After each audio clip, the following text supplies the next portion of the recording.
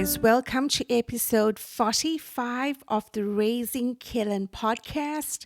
My name is Marsh Naidoo and I blog at raisingkillin.org where we curate resources for special needs parenting. Today's episode is focused on the models of disability as well as the language of disability. I invite Cara Whalen Smith, who is a public health physical therapist working towards improving the health equity for persons of disability, Drake Box of the podcast The Box Factor, as well as Rebecca Renfro, a pediatric physical therapist based in Bartlesville, Oklahoma, who is also sponsoring today's episode on behalf of her company, Move Up Physical Therapy. As a side note, I do want to warn parents listening that some parts of the podcast were exceptionally difficult to listen to as a parent, so please keep that in mind. Also, please be aware that the opinions today expressed are those of the participants and is meant to create open discussion surrounding the models of disability as well as the language of disability. If you would like to contribute to this conversation, you are welcome to contact me at raisingkillin@gmail.com. Without further ado, let's get into it. Welcome, Cara. Thanks for having me. I'm really excited to be here speaking with you all. Joining us as well is Rebecca Renfro, who is a pediatric physical therapist at Move Up. Glad to be here also, and I had the good fortune of hearing Cara talk at our combined sections meeting this year, and it was a very worthwhile and excellent talk. So I hope everyone enjoys this, the information that she has to share. And last but not least, Drake Box from the Box Factor is joining us as well. Drake, would you like to say hello, sir? How y'all doing? It's really a pleasure to be here. I always love coming on the show, and I know we're going to hear some great things today, so I'm here for it. Cara, would you like to open up, ma'am, please, with letting us know about the different models of disability, what they are, and how they intersect with each other? Absolutely. And first, I'd like to disclose for your listeners that I do not identify as having a disability. I do have friends, relatives, colleagues with disabilities, and I worked in clinical practice for many years with many patients with disabilities across the lifespan. I consider myself to be a disability ally and advocate. And as you mentioned, my work in the public health arena is aimed at improving health equity for individuals with disabilities. So all of these traits both inform and limit my perspective around the conversations we'll be having today. I'm very excited to share these models of disability as they've evolved over the centuries. We'll note that these are just a few models of disability. There are certainly more out there, particularly from a disability study perspective, which others are probably better at speaking to than myself. But first, want everyone to understand there are several different models of disability that have directly impacted how people with disabilities are viewed in society today. So the first way in which humanity kind of understood disability was what's called the charity model. And for the general public today, I would still say that this is often the way in which most people still view disability. And according to this model, a person has a disability. That disability is a problem in their body or mind. And we, as good citizens without disabilities, should feel pity for people with disabilities or inspired by the achievements of people with disabilities. And this model doesn't really focus at all on the rights of individuals with disabilities or their capabilities.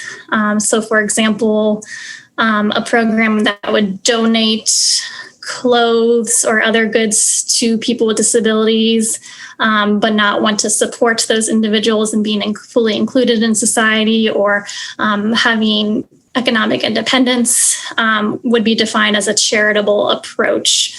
But the most common way that people without disabilities reflect this model today is through viewing people with disabilities as being objects of inspiration for non-disabled individuals. I highly recommend that listeners look up the TED Talk by Stella Young. She speaks to this concept, which she calls inspiration porn, where people without disabilities objectify people with disabilities for their own benefit. So an example of this, you'll find many images and stories about disability that fit into this trope that disability is inspirational, or there's superhuman things that people with disabilities have to kind of overcome for doing pretty ordinary things. You'll often see memes or posters that are aimed at people without disabilities to make them feel motivated or inspired to get through the daily challenges in their own lives, with the implication that, well, at least you don't have a disability. So that's obviously a pretty problematic way to view disability. Yes. An example of a poster would be a Paralympic athlete, running a track marathon. And the caption would be aimed at people without disability, saying, in quotes, "The only disability in life is a bad attitude." So obviously that's harmful to the disability community to be objectifying them in that way. Also, if you pay attention, these types of stories are really pervasive in local news broadcasts. Whenever you see a story about particularly a child with a disability, it'll likely contain phrases like, "She didn't let her disability stop her," kind of that overcoming type of thing, like just being alive, you have to overcome things. Confined to a wheelchair. If you saw him doing whatever activity, you would never know he was disabled, or defying the odds, or a courageous battle, or proving if you really try, you can overcome anything. So all of these have that implicit implication that people with disabilities are othered, they have to overcome, and that they're inspirational for the quote unquote rest of us. And I think many people probably see these stories on the news, and the initial immediate reaction is, isn't that wonderful? That a person with a disability is being included in, whatever this event, like an individual with Down syndrome getting to play for a few minutes on the football team, and they're really trying to stop him from making a touchdown, but why isn't the person with Down syndrome a part of the team anyways? Why is he being used as, a token story? But this is just how we're conditioned to view disability. And I know in the past I got those warm, fuzzy feelings when I saw those types of stories, but if you really reflect, it's very damaging to portray people with disabilities in this way. As a general rule, if you take disability out of the equation and it's not news, it shouldn't be a news story. So, for example, a boy asks a girl to the prom is not news. Right. But that's ordinary. People with disabilities go to prom all the time, just like people without disabilities.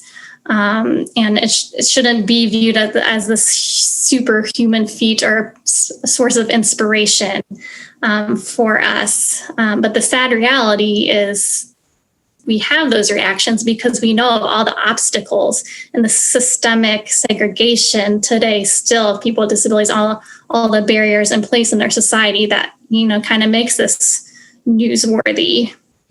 So I'm gonna play devil's advocate here for a second, because Cara, I honestly, as a mom raising my son with a disability, there are some challenges that are just exceptionally hard for us to work towards.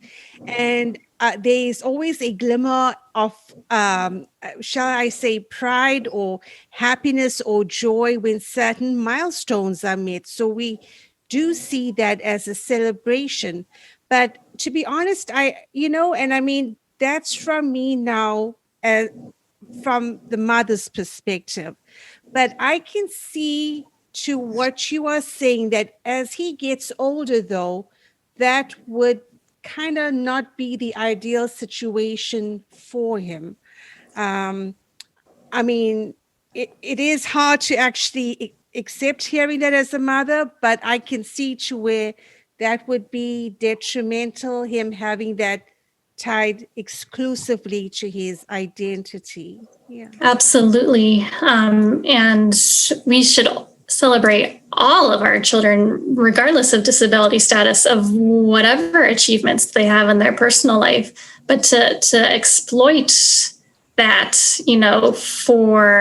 for the greater society, and to perpetuate stereotypes that children and adults with disabilities are not capable, that this is the exception, not the rule, that, that people who never encounter people with disabilities in their everyday lives are getting kind of this messaging about it is ultimately very harmful, and taking it to the health professionals, having these types of stories that we hear in the media about disability and what we think about disability that are really limiting, in terms of, erroneously thinking people with disabilities don't have a high quality of life.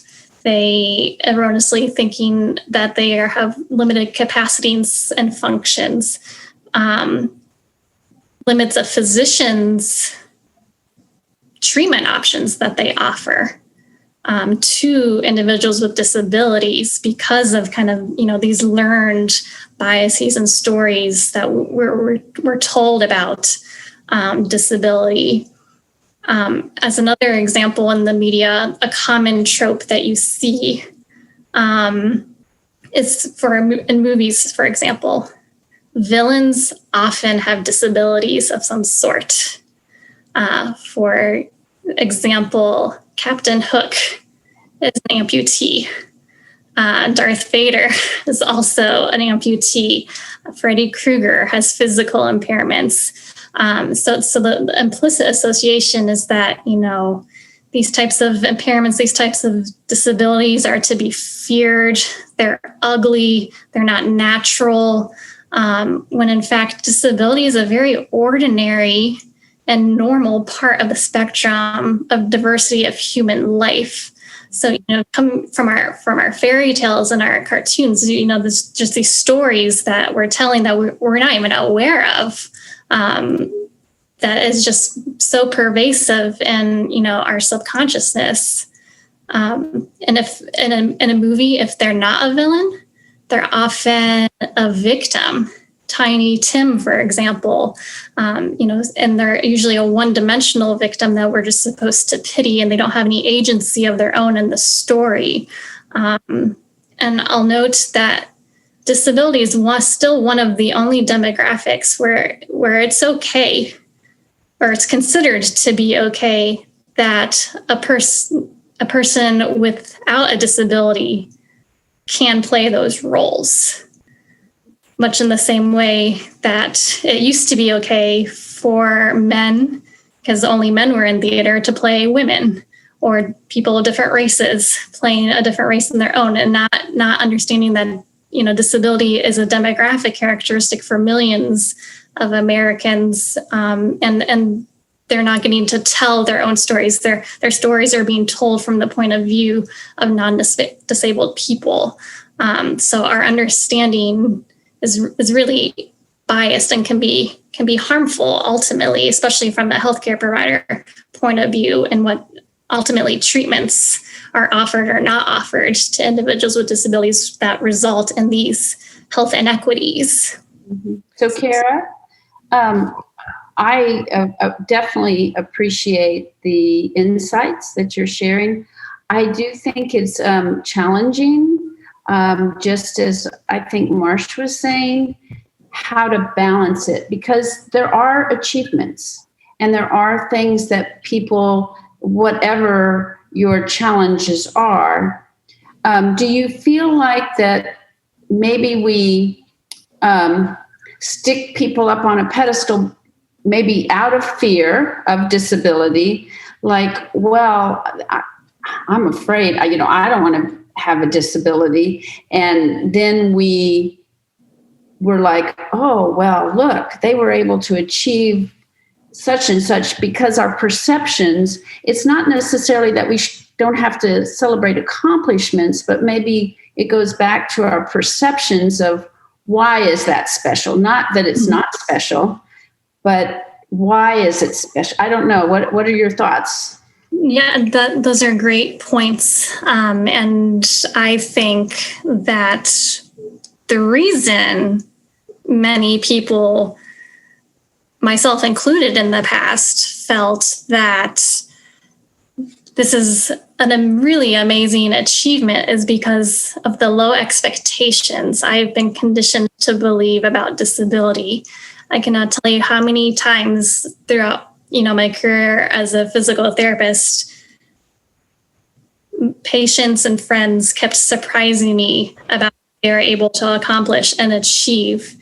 And then I realized I was putting them in a box, and in my treatment, I was putting a ceiling on what I was offering or pushing or, allowing them to achieve or do. So I think we're placing, those limits from our own biases. Mm-hmm. And secondly, our society in general is not accessible. Definitely not disabilities. I would agree with you there. And I'm thinking about the young woman that's just been on the news, who has Down syndrome, and the golfer. I don't know if you've watched her, but I'm not familiar with that. No. And it is an accomplishment. She actually played for her college and went to, I believe, the championships. But anyway, was recruited and on a college scholarship. So that's an accomplishment for anybody, regardless of whether you have Down syndrome or not. However, how do you celebrate that accomplishment, given some of the challenges she had to have that were different from challenges that someone else had to have to accomplish that? Do you understand where I'm coming from? I think you definitely can do that. And especially if the individual with a disability has agency in the story that's being covered about them, and they're, not being used for inspiration, but, as a real achievement, and not, basically I got out of bed and went to school and, like other children, and, it's a huge, feat. And being able to tell their own stories. And, we're not speaking on behalf of the community. I think that's one of the first steps that needs to happen. It is a fine line. Mm-hmm. So go ahead, Dick. I'm sorry, excuse me. So I just kind of I've been listening to what's been said, and I kind of want to give my perspective on it as somebody that has a disability, whether it's, mild or severe. But, as I've grown up and I've learned what I've had, and I've learned to deal with what I have and prosper with it, instead of just letting it, like you said, quote unquote, hold me back, is what the general consensus is that's what it will automatically do. I don't necessarily agree with that, because how am I supposed to know that what I have from day one is holding me back in the first place? You see what I'm saying? Like, I've always had cerebral palsy. I've never had anything less than having cerebral palsy. So to me, it's not holding me back. It's just an aspect of my life that I have to encounter in certain situations and learn from and grow from. So like like Ms. Cara said, I completely agree. That's the main number one issue, is that the disability card is pulled and slapped on our backs whenever we don't want it to be. Whenever whatever we accomplish is just what we wanted to accomplish, because we as people of society are able to do that. Like the whole, with her going to college and competing in sports, like that's not a big deal, because I mean, it is a big deal for her, right? But it's not a big deal because she's disabled. It's a big deal because she was able to do that. There's nothing about, the disability that had to be put in there, and it still would have been a great story. So I think, that's the main problem, is they slap that tag on us when it's unnecessary, and we don't even mention it. Most of the people with disabilities, like that I know, and myself included, I don't talk about it unless somebody asks me. You know what I mean? Like I'm not going to sit here and say I'm a podcaster, but I have cerebral palsy. No, I'm just a podcaster who happens to have cerebral palsy. So yeah, that's, I just wanted to put my perspective on that for a second. Thank you, Drake. That reminds me of another point, exactly what you alluded to. If you replace disability with any other demographic, and it doesn't sit right, then it shouldn't sit right for disability. So back to the example of like, boy takes girl to prom. We know that's not news. That happens every spring, right? But if you said, boy takes girl to prom, despite that she is Black, despite she is Asian, despite she is poor, that would never be news. But I see every single spring someone taking someone with a disability to prom, and that's news. And I guess we need to ask ourselves as a society, why are we not as uncomfortable with that as we are with other demographics where we've agreed that would be offensive and harmful to that community? So, Cara, you talked about the charity model of disability. What other models are there out there? I mean, I'm aware of like the social model and the medical model, but are there some others that you can touch on, please, as well? Sure. So there are the medical and social models, and we can talk about that in more detail if you're interested. Yes. But the human rights model of disability evolved beyond the medical and social models. And that's where the focus has really shifted to moving beyond removing barriers in society for disability, which is, kind of a core tenet of the social model, and argues that full participation in all aspects of life is a basic human right, and that it should and can be claimed by everyone. So the United Nations Convention on the Rights of Persons with Disabilities from 2006 really reinforces this framework. And this model calls for the full inclusion of people with disabilities and for them to take control over their own fate. Previously, in past models, people with disabilities were never at the table, had nothing to say about how they're being talked about or thought of or viewed in society. And the motto that you may have heard that really exemplifies this model is nothing about us without us. So meaning people with disabilities need an equal or perhaps more than equal seat at the tables where decisions are being made that directly impact their lives. It celebrates disability as an ordinary aspect of human diversity, a demographic identity, and says that all humans will likely experience disability at some point in their lives. And it's an important dimension of culture, and it is not a health problem. Yes, you could have, secondary health impairments, but the identity itself is not a health problem that needs, to be quote unquote cured or fixed. And many disability self-advocates, in fact, reject certain medical treatments that would attempt to alter their behaviors to, quote unquote, make them fit in with the rest of society, and that we really need to embrace, for example, in the autistic community, the neurodiversity of human life. And, for example, in the deaf community, they may prefer to be called a deaf person rather than a person who is deaf. It is a cultural identity and would reject any attempt at cochlear implants or any sort of other treatment because, as Drake said, they are born that way. That it would be like asking me to change, my eye color. It is part of who I am. It's one aspect of my identity. There's nothing wrong with it. It's a beautiful expression of, diversity. So just want to recognize that while some people with disabilities may want cures, particularly maybe if they have acquired a disability, not from birth, but at some other point in life, or seek, rehabilitation or other treatments to improve participation in everyday life. But others may reject that, and all disability experiences are equally valid.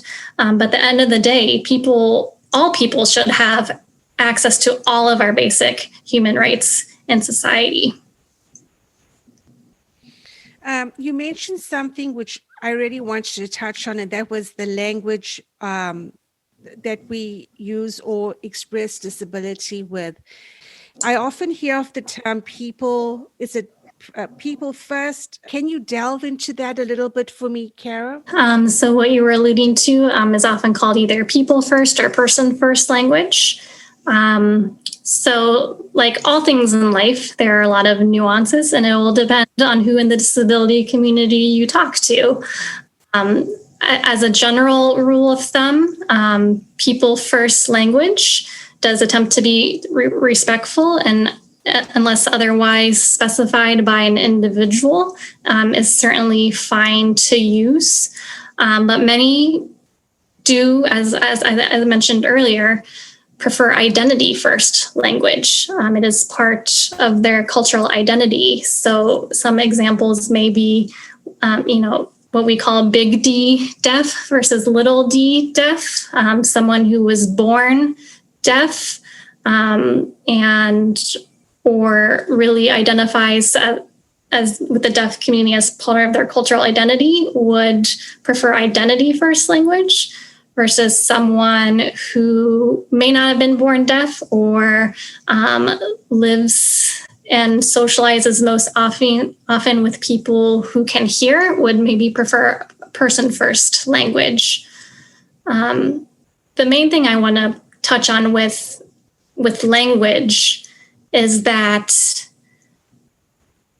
kind of over the years, as a well-meaning attempt to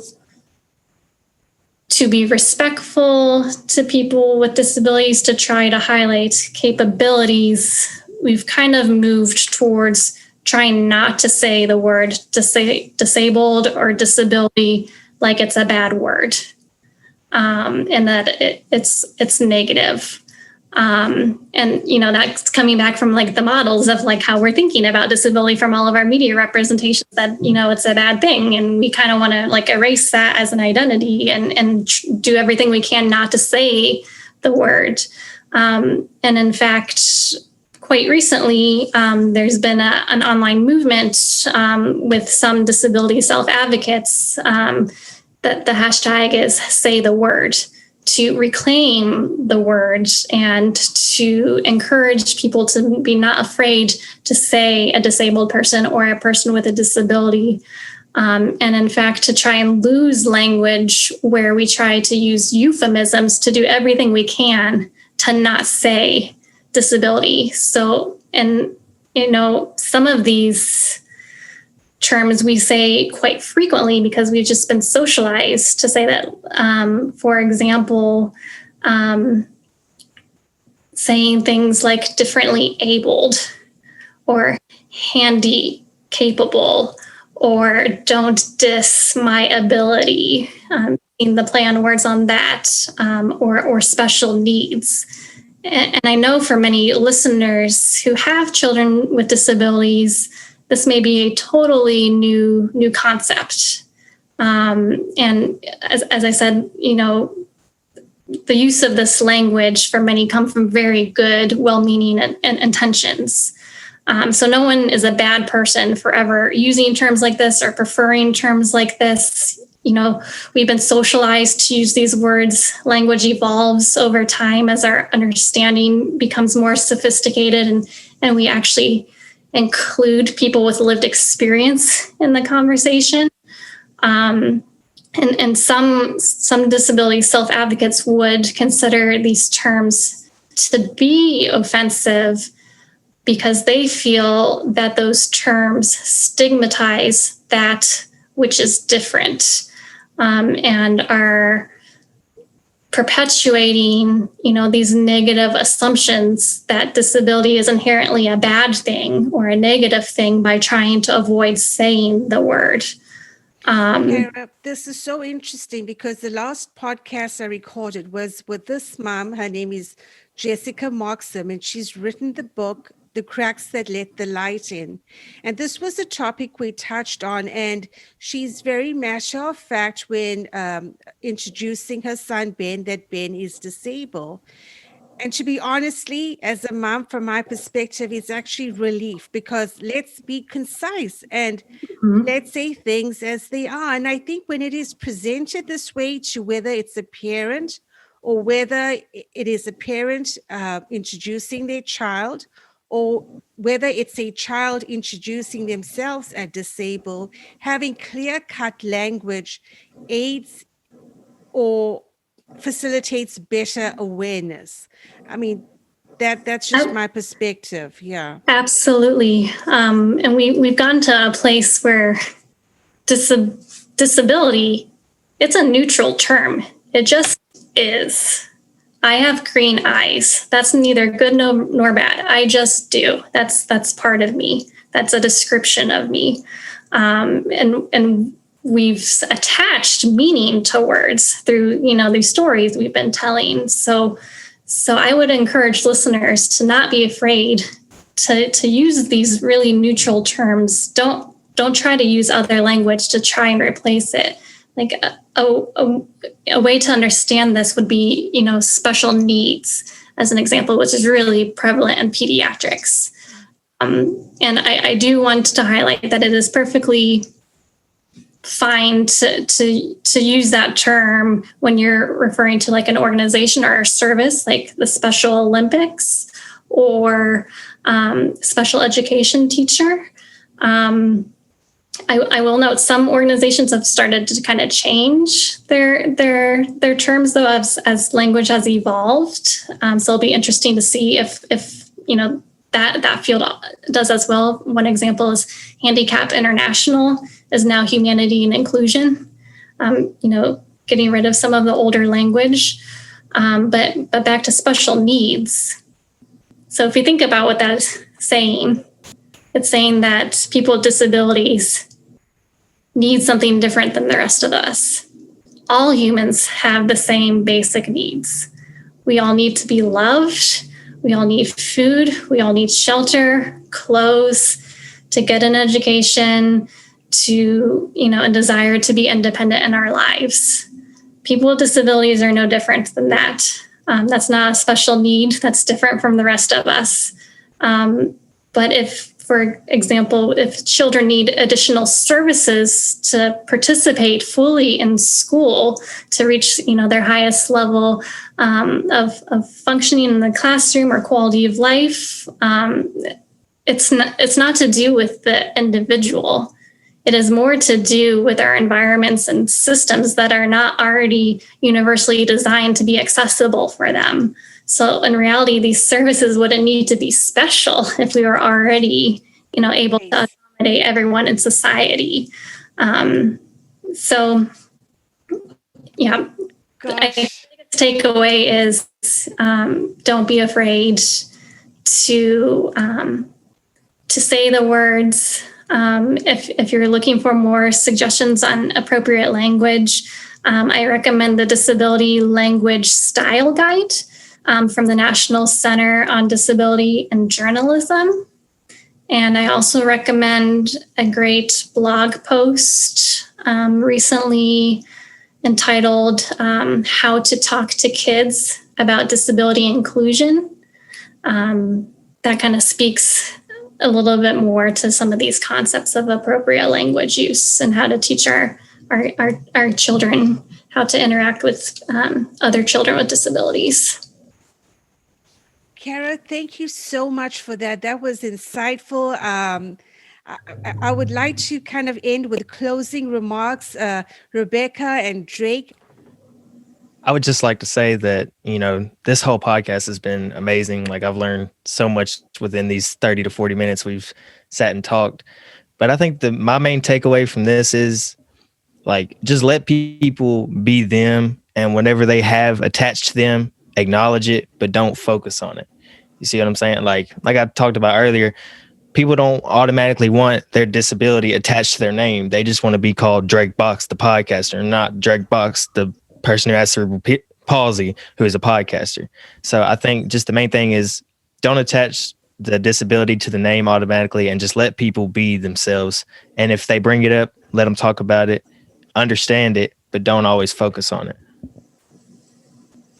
I certainly appreciate Drake and Cara and Marsh's all three of your perspectives. And as a therapist who has had the great pleasure of having many friends, it's like, even I don't call my friends patients, I call them my friends, and I have a really hard time saying that. And I think our models, language is evolving, and it will continue to evolve. What's probably good today will evolve as you said, we know more. But I really feel like we have to push forward in inclusive communities. We have to make everyone's valuable, that you are a valuable participant, and your society, until we reach that point, we really won't overcome, I think, this fear and this isolation and this, in a sense, separate but equal. I recently went to lunch with a little friend who has cerebral palsy, and we went into a new facility that was just built to have lunch, and it was so inaccessible. And I was shocked that we are still at that point, that she would not have been able to access that restaurant without somebody else. So I would like to see us all not miss great friendships from the diverse communities that are around us and diverse people that are around us. Guys, thank you all for joining in on this conversation today. Thank you, Marsh. Thank you. Thank you. I appreciate it. We have come to the end of yet another episode on the Raising Kellen podcast. Cara Smith has kindly put together a few resources as well as references to help us further research the models of disability, as well as the blog post she mentioned on how to discuss disability with your children. This is by no means the end of this conversation. It is merely the start. From my personal perspective, I can see how the models of disability shape our perceptions of what disability is. And it has also gives rise to the way we use the language surrounding disability. A person first versus identity first. Choice of language. I would love to hear your perspective, and you can reach out to us at raisingkellen@gmail.com. We would like to thank Move Up Physical Therapy for sponsoring today's episode. And guys, until we see you all the next time, remember, get to the top of your mountain. This is Marsh Naidoo signing